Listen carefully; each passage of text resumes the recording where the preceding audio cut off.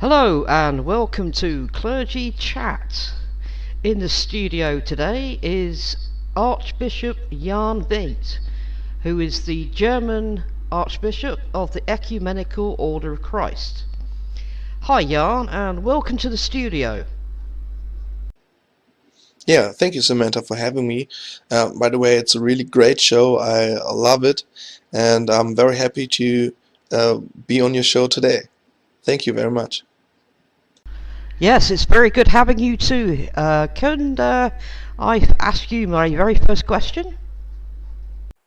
How did you come to the Ecumenical Order of Christ and why? I get to know about the EOC over the internet. I actually watched the UN briefing video, and I was stunned by the provided evidence. And so I searched for the Facebook congregation and actually stayed in there for 2 years and studied all the events that happened at that time. And for me was the most exciting to meet people that were so nice and lovely, and where I got a feeling that they are yeah, pretty much like I am. And in this kind of world I never find anybody who was similar to me, so I really felt like an outsider. And this changed very fast when I become a member of the Ecumenical Order of Christ International Congregation of Lord Rael in Facebook. How long have you served in the EOC? Um, I came across late 2011 the UN briefing video, and I needed almost 2 years to study and yeah, to study all the things that happened till I really believe. And it was, I guess, in 2013, late 2013, that I was asked to join into service for the Ecumenical Order of Christ. And it also was connected with a kind of vision I had as I saw Nibiru in the skies.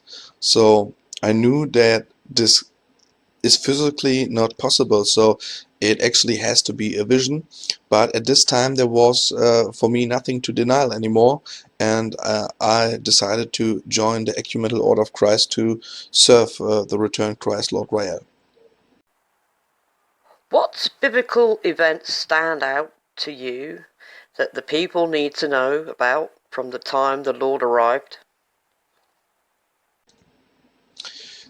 Well, the most stunning biblical event was the return of the Holy Spirit, when the Holy Spirit descended over the Mount of Olives in Jerusalem. And there is actually, after that, no real biblical event that stand out for me, because it's the amount of the biblical events that happen all over the world, from mass animal dying over volcanoes that erupt, and massive flooding, landslides all over the place, which are events that are exponentially increasing. And if you see how it was in the past, and how often and how much it happened now, also connected to specific actions some people do, like the Imperial Regent of Lord Rael, Angelus Domini, always or often connect. There's actually no doubt anymore to yeah, to see that, because it is really exponential, going up the kind of biblical events that never happened before. Maybe we had one or two in a year in the in all the other decades, and we have now this kind of biblical events of we have 4, 5, 6, 7, 10 kind of these events within a month, every month. And it's really astonishing. Can you tell us of what is coming and should be made aware of? Well, what's coming? Christ returned, and he spread his return so that the people come to him. But when we read scriptures, we know that when we don't come to him, that he will chastise and judge the world, and there's no escape for what is coming. We also know that the Nemesis solar system is approaching, and we see the cataclysms all over the world that happens now. And we have everything from earthquakes to massive rips into the Earth's crust, up to very high UV radiation that's increasing. And we also have many astronomical bodies that interact with our solar system. So they are all over evidence. And what I would make people aware of is actually to look at all the things that happen all over the world. We are now connected better than in any other time, so we can see what is happening, and we can also count all the biblical events that happens every day. What can people do to prepare? Well, what can people do to prepare? Actually, there's only one who can save them. This is Christ.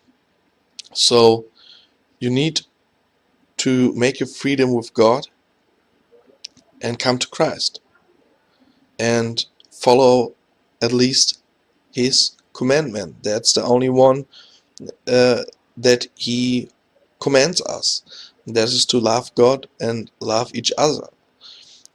Because actually the people commit many sins, but this is the main commandment we need to follow, and that's the only thing you can get prepared in some way.